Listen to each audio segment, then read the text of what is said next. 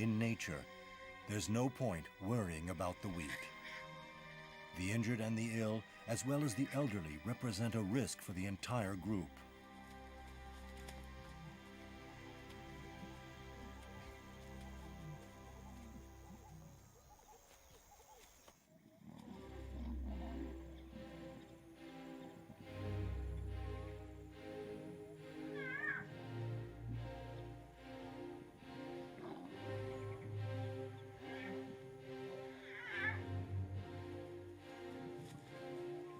Unexpectedly, a big brother has returned in response to his cries. His support is awkward, ineffective, but just enough to inspire the disabled little cub.